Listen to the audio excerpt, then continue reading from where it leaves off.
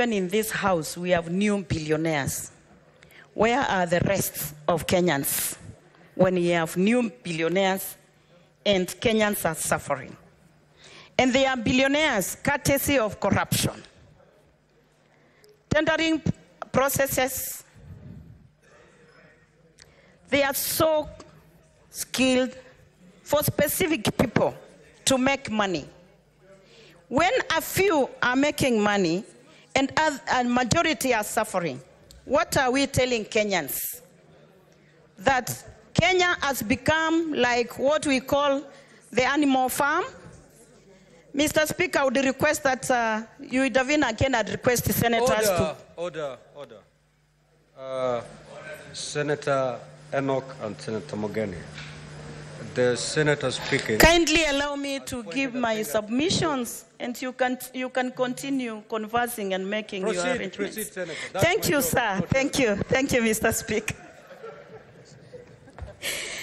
Mr. Speaker, I was saying before I lose my point that corruption is so rampant in this nation, and Kenyans are looking at us and saying people are getting into leadership so that they may take advantage of those positions and make money.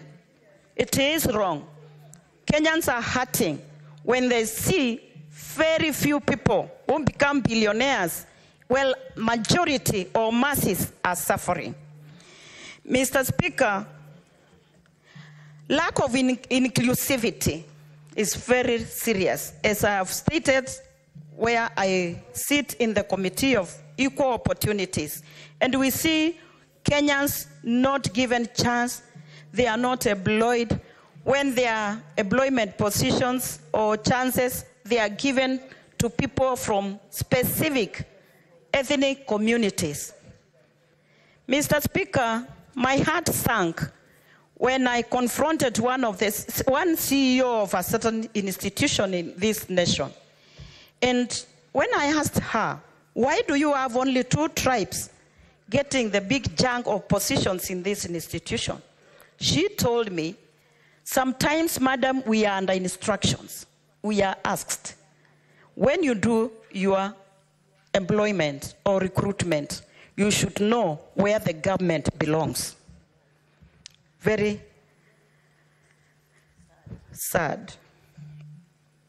Mr. Speaker, when the leader of majority, who is now making noise with the senator for Nyandarua, kindly allow me to draw your attention, leader of majority. Yesterday you became an angel. I know you are born again. You are a new brother in Christ. I really appreciate that, majority leader. Kindly allow me to draw your attention that yesterday, or when we were conversing about this, you gave direction that as we speak of the problems and the issues affecting the country, we should also make proposals of what we think should be done to move Kenya forward. Allow me to start by saying, although I know many said it, but I would say the president may be well-meaning for this nation, but he has missed the mark in getting wrong people in good positions, those who should serve this country. Mr. Speaker, my first proposal is to request the president, in all due respect, to sack incompetent CSs. Those who have failed this nation, those who are carrying letters to funerals, to public rallies, and dishing out employment letters, as if the rest of Kenyans do not need employment. And many those who have also meant us to get fertilizers, which is fake, and other evils. Mr. Speaker, my second one would be to request, if it is possible, not to have ghost workers in this nation. When I hear of a position like Prime Cabinet Minister, unconstitutional, I would declare that he's a ghost worker, drawing salary from Kenyan taxes. Unconstitutional offices should not be funded by public funds. To curb corruption, Mr. Speaker, is my third proposal. Let us be truthful. Let us be truthful. Let the government be truthful and stop those who are corrupt. Let us see serious action taken, people put to jail. When prominent people are put behind the bars, then people will fear, others will fear to practice corruption or to do corruption. Mr. Speaker, I would request, is it possible in this country, and I know I have lawyers in this house, to have designated areas for picketing? Because issues will be happening in this nation. And constitutional Kenyans are allowed to picket and to demonstrate peacefully. Can we have designated areas where people can picket? It has been done elsewhere. Can it be done in Kenya, Mr. Speaker? I would also request, is it possible because of police brutality to have retraining of our police officers to know how to handle demonstrators, especially peaceful people who are demonstrating peacefully, like the GenZ was doing, only armed with a bottle of water, a flag, and their phones? Why should they be killed? Mr. Speaker, if not to retrain our officers, can we have a special unit to deal with maandamano in this nation so that we don't witness bloodshed?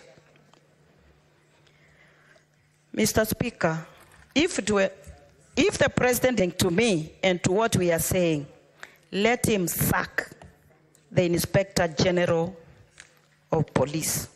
Or if Koome is patriotic enough, let him resign now. Senator Beth Siango, just hold. Can you pause her time, please? Is there a senator listening to some video through their phone? Senator Boni, you're totally out of order. Totally out of order. I'll just give you a caution for the day. Proceed. Thank you, Mr. Speaker. Before I was interrupted by the majority whip, Senator Mboni Alwale, I was saying that if Koome is patriotic enough, he should resign today because he has failed this nation. Mr. Speaker, my other proposal would be respectively asking the president to continue listening to Kenyans. It is important to listen and not to display tendencies of dictatorship or arrogance. Kenyans are watching. He should be the unifying factor of this nation. All Kenyans, those who voted for him, those who did not vote for him like me, we want to have him as the father figure of this nation, and he should lead all of us, but not to dictate, Mr. Speaker.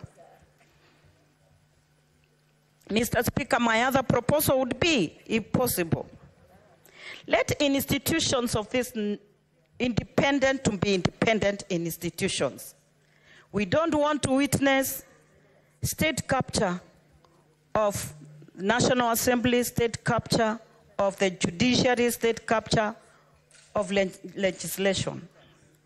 Please, let's have independent institutions work and actualize their mandate as independent institutions in this nation. Mr. Speaker, I would propose also, if Kenyans are going to be taxed, can we see the work that money is doing? Why should be people, Mr. Speaker, I can see and hear the voice of Senator of Busia competing with my voice. I don't know what is happening, Mr. Speaker, sir. Senator Omtata, you're interfering with the flow of thoughts of the senator. Thank you, Mr. Speaker, for protecting me. Let the rule of law be followed, Mr. Speaker. And when we give proposals here and suggestions, Mr. Speaker, I would be one of those who really want to see the outcome of what we are doing. Today is the second day in a row when we are debating on this. And the issues we are raising, the issues Kenyans have raised, and Mr. Speaker, the proposals we are giving, we want to know whether it could be just a PR or something is going to be done to liberate this country and make sure that we have prosperity and peace moving forward. Mr. Speaker, I would say that as Kenyans and as leaders in this country, we must be responsible. Take responsibility of our actions, our ways, our... Senator Siango, just 1 minute to wind up your thoughts. Thank you, Mr. Speaker. I would say that I know the GenZ had demanded that Ruto must go. I would urge the GenZ to give dialogue a chance, if it will work. But if the president does not listen, does not change, does not implement what we are proposing here, then he must go. Thank you. Senator Mundigi.